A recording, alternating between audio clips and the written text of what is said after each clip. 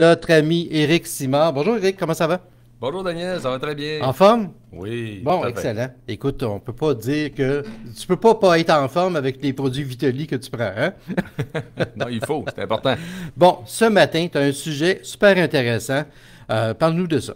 Oui, maintenant, on va parler de la mélatonine. Oui, En ça fait, fait il y a long. beaucoup de gens qui connaissent la mélatonine parce que, bon, il y a beaucoup de gens qui ont des problèmes de sommeil, entre autres, fait que les gens la relient automatiquement, en fait, aux problèmes de sommeil. Mais la mélatonine, Daniel, a beaucoup d'autres implications, en fait, en santé. Et c'est ce que je vais t'expliquer, en fait, un matin. C'est fort intéressant. En fait, avant tout, donc, la mélatonine a été découverte en 1958, donc c'est pas d'hier. Par un Américain qui s'appelle Aaron Bunsen Lenner de l'Université Yale aux États-Unis. Et c'est une hormone, en fait, qui est connue beaucoup pour son rôle dans ce qu'on appelle le rythme chronobiologique. Donc, OK. entre autres, le rythme circadien.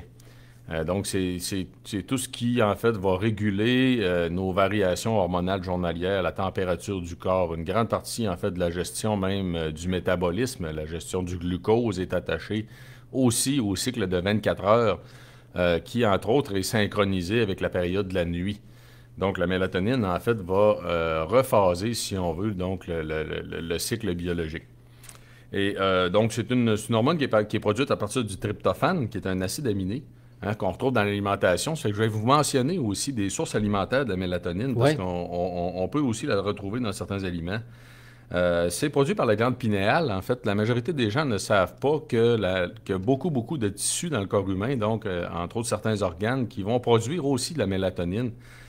On aurait jusqu'à 400 fois plus de mélatonine dans la paroi intestinale qu'on en retrouve dans la glande pinéale. Donc, OK. ce qu'on va retrouver en circulation sanguine est produit par la glande pinéale, mais on va en retrouver aussi donc, dans le système digestif, la rétine, la moelle osseuse, les lymphocytes, la peau, les tissus osseux. Donc, on en retrouve un peu partout dans le corps humain, dit à ses autres, en fait, fonctions biologiques. En fait, écoute, c'est une molécule d'un point de vue biologique qui a origine tellement loin qu'on estime en fait là, qu'elle serait apparue même au niveau de l'évolution à quelque chose il y a environ 3,5 milliards d'années. Rien de moins. Ouais, rien de moins. Ceci dit, ça fait en sorte aussi qu'on va retrouver la mélatonine dans l'ensemble du monde vivant.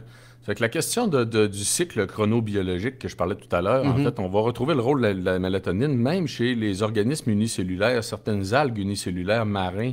OK. Aujourd'hui, ils utilisent encore la mélatonine, en fait, pour réguler le cycle chronobiologique. Donc, c'est une molécule qui a des fonctions très importantes dans tout le monde vivant au complet.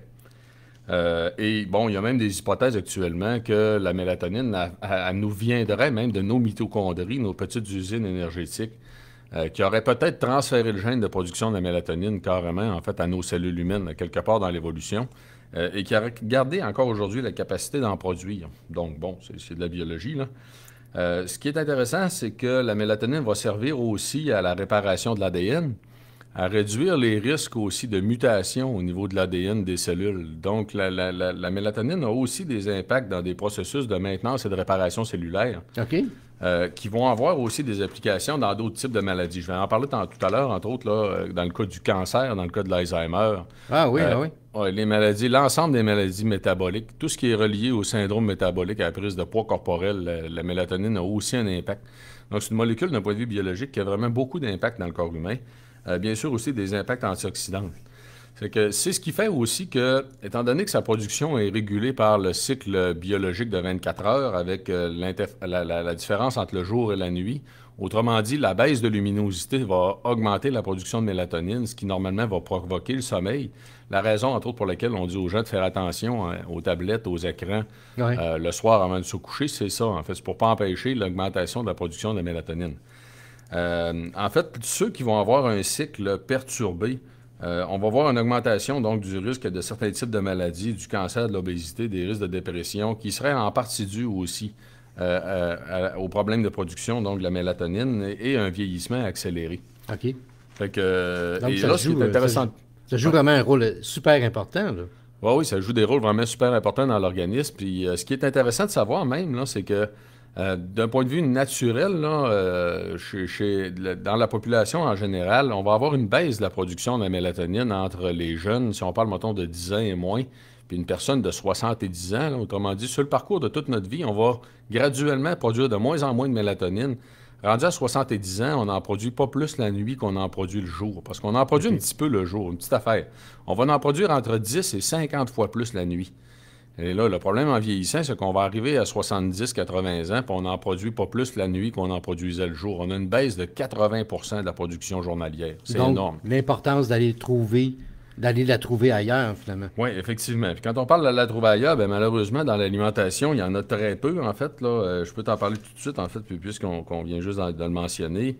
C'est une molécule qu'on va retrouver dans certains aliments. Mélatonine, c'est son petit nom en passant. Hein. Parce que le nom, le vrai nom scientifique, là, écoute ça, c'est N-acétyl-5-méthoxytryptamine. Donc, pour les intimes. Okay. Bon. On va continuer à l'appeler mélatonine. Oui, ça va être plus simple. On retrouve ça, entre autres, dans des cerises Montmorency, les canneberges, certaines plantes médicinales en contiennent. Mais c'est dans la mesure, en fait, du picogramme. Donc, c'est vraiment des quantités vraiment très, très infimes qu'on va trouver dans l'alimentation. Okay. L'aliment qui en contiendrait le plus, en fait, c'est les pistaches. OK. Ce qu'on ne sait pas, par exemple, c'est que, parce que dans les pistaches, tu vas avoir 230 microgrammes par gramme, ce qui est quand même beaucoup plus que ce qu'on retrouve habituellement dans le reste de l'alimentation. En fait, c'est 0,23 microgrammes par gramme. Mais on ne sait pas, en fait, si en prenant par l'alimentation, on peut en absorber suffisamment, parce qu'on sait aussi que les bactéries intestinales risquent de beaucoup aimer ça. Là-dessus, on n'est pas sûr si les bactéries intestinales s'en servent en tant que telles ou s'il n'y en a pas même à travers notre microbiote qui pourrait en produire de la mélatonine. OK. Ça, c'est encore des choses qui ne sont pas connues aujourd'hui. Ceci dit, si on continue au niveau des bénéfices santé, c'est fort intéressant. Là. Il y a eu des impacts démontrés dans la prévention du cancer, autant à limiter la croissance des cellules cancéreuses qu'à tuer certains types de tumeurs. Donc, la mélatonine est impliquée dans des processus cellulaires de défense, carrément. Il y a une association aussi entre la baisse de mélatonine et l'incidence de la maladie d'Alzheimer. Donc, les gens qui ont une plus forte baisse de mélatonine en vieillissant, en fait, sont plus enclins à développer la maladie d'Alzheimer. Ah oui. Malheureusement, oui. Ça a un impact dans le fonctionnement du système immunitaire.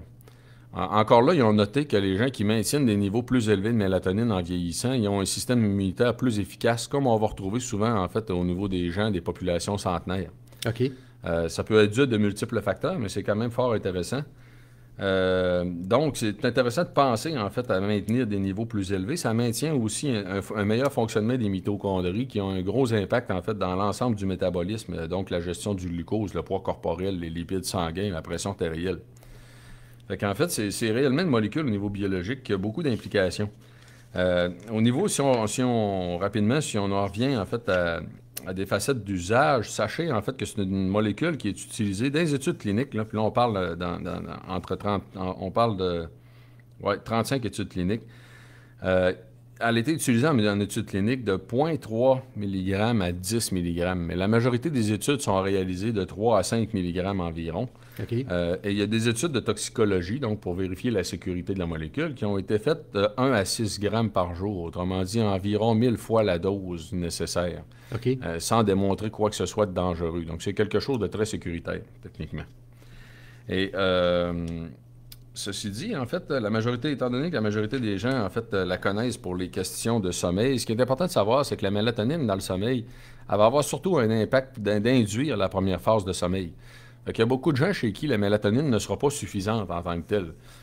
Parce que oui, il y en a qui ont des problèmes d'endormissement, qu'on va appeler. Donc, c'est la première phase. Il y a 4 phases du sommeil. Et c'est la 4e qui permet la meilleure récupération. Celle, entre autres, un bon indicateur de la 4e phase de sommeil, c'est le rêve. Les gens qui rêvent, en fait, c'est un bon indicateur de la qualité de votre sommeil. Okay. Et on sait, entre autres, comme par exemple, l'usage des somnifères chimiques, habituellement, ne va pas permettre un sommeil profond et réparateur. Habituellement, les gens ne rêvent plus, tout simplement. Donc, c'est un bon indicateur. Okay. Ceci dit, la mélatonine peut être utile pour s'endormir, sauf que la majorité des gens, les problèmes de sommeil, c'est de se réveiller pendant la nuit, d'avoir de la difficulté à se rendormir. Et là, il faut savoir qu'il ne faut pas prendre de mélatonine au milieu de la nuit. Parce que ce que j'ai dit tantôt, c'est qu'elle sert à synchroniser le cycle biologique. Ouais. Si vous créez une augmentation au milieu de la nuit, vous allez créer un déphasage volontaire des cycles biologiques et ça a beaucoup de conséquences en tant que tel. Donc ça, c'est à éviter à tout prix. Donc, la mélatonine, juste avant de s'endormir. Si vous voulez quelque chose de plus complet, là, parce que tout à l'heure, on parlait justement des produits Vitali. Ce qu'on a voulu faire avec les produits Vitali, je le rappelle, c'est de faire les produits les plus efficaces qui soient pour un bénéfice santé donné. Donc, on a Vitali Sommeil qui contient bien sûr de la mélatonine, mais pas juste la mélatonine. Il contient aussi des extraits de très grande qualité de la valériane, de la passiflore et les extraits de polyphénol d'olive qui sont exclusifs à la gamme Vitali.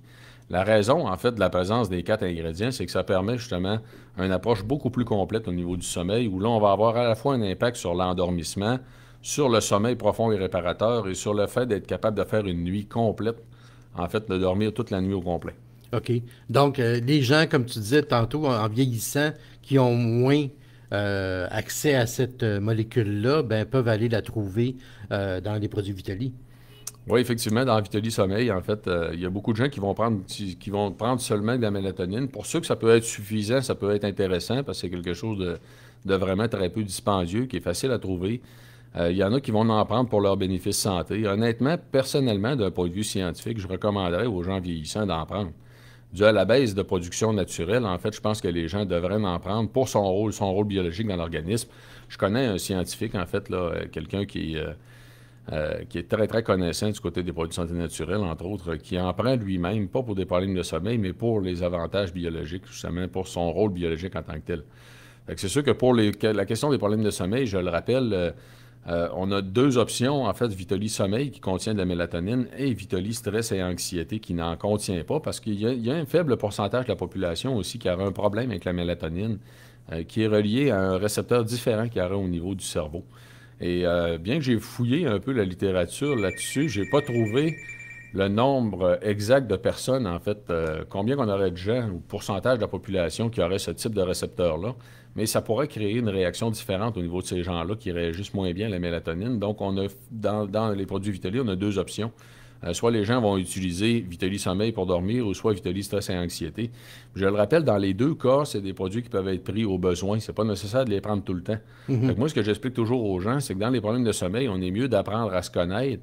Et on va le voir, on va le sentir les soirs où on a besoin de quelque chose ou les soirs où on n'a pas besoin de quelque chose. Faut pas que ça soit systématique, que tous les soirs, 7 jours semaine, tous les mois, ben, que tu prennes absolument cette pilule-là pour... Non, non. Écoute, comme toutes les facettes de santé, on devrait considérer la santé d'un point de vue intégratif. En fait, on devrait considérer la santé intégrative et toutes les approches qui peuvent permettre d'améliorer l'ensemble des facettes. Fait que dans le sommeil, il y a d'autres trucs aussi. Pas juste le fait, justement, de prendre quelque chose pour nous aider à dormir. Il y a des trucs comme l'apprentissage, le fait d'être actif, le fait d'avoir une vie sociale de qualité. Donc, il y a beaucoup de facettes qui peuvent aider au sommeil. C'est que quand on apprend à se connaître, bien, on apprend justement à mieux gérer cette facette-là. Excellent. Alors, pour plus de renseignements, évidemment, sur les produits Vitali, on visite le site. Oui, tout à fait. Vitali.ca, en fait, sur Internet. Vous pouvez m'écrire aussi sur les réseaux sociaux à Éric Simard, Priorité Bien Vieillir. Je réponds à tout le monde. C'est toujours un très grand plaisir. Excellent. Bien, Dr Simard, merci beaucoup encore pour ces super conseils et je pense que je vais en avoir besoin, moi, de Vitali Sommeil. Je pense que ça va m'aider. C'est un plaisir, Daniel. Merci à toi. À bientôt.